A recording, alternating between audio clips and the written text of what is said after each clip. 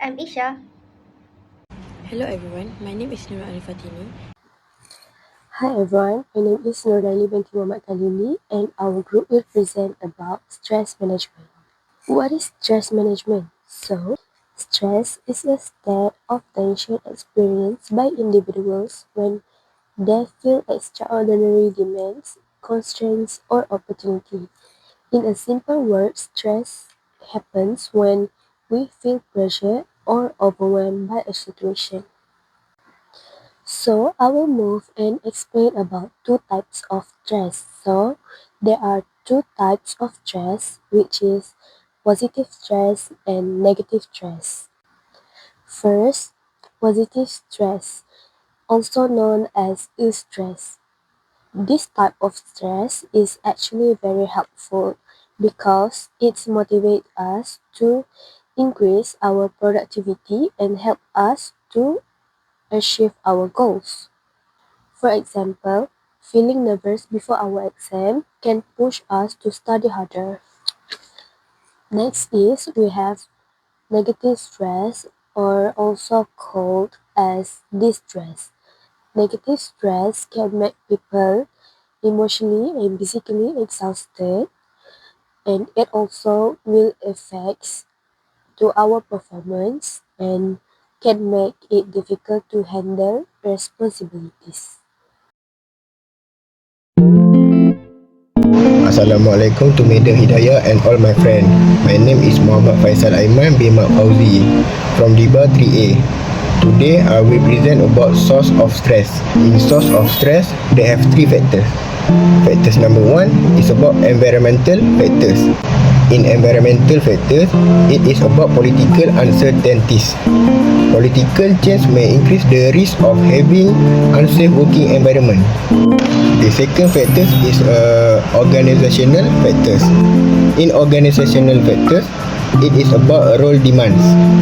It relates to pressure placed on a person as a function of the role employee plays in the organization.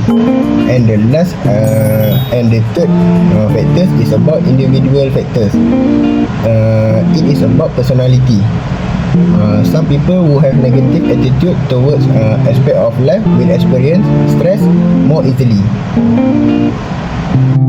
So that's it from me. Thank you. I will pass to my teammate members.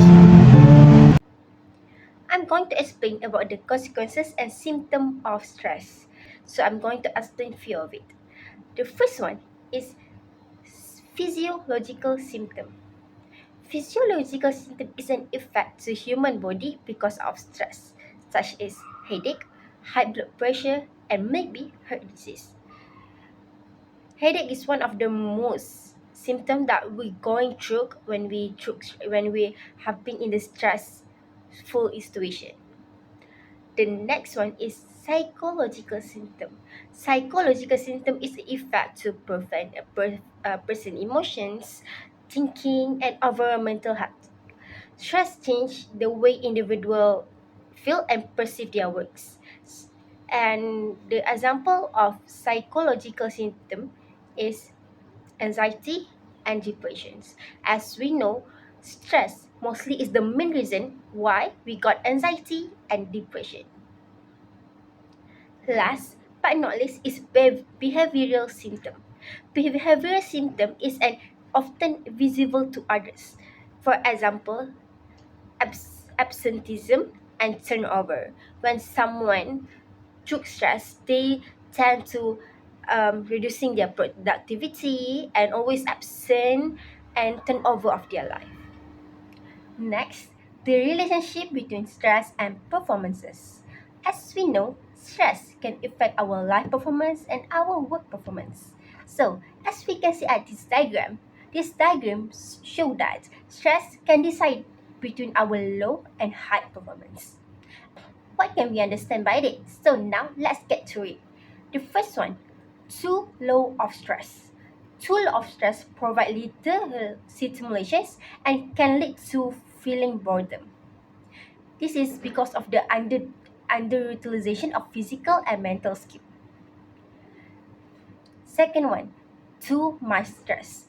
As we know, too much stress is not good for our life, and we can also see that it shows that too much stress can lead to a low performance. Because too much stress can strain a person stretches beyond physical and mental limits. They also can overload and break down physically and mental system. In a simple word, it can be like calling like burnout. When we got too much stress, we're going to feel burnout. So the result of too much stress is absenteeism, turnover, error, accidents, reduced performance, or even illness.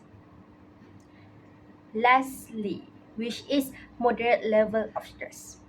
As we can see at the diagram, moderate level of stress show that this area have a best performance, which is the optimum stress. Optimal stress causes high performance. The benefit of it challenges the physical and mental capacities of a person. So actually, if we know how to manage our stress properly, then we can make a better life performance.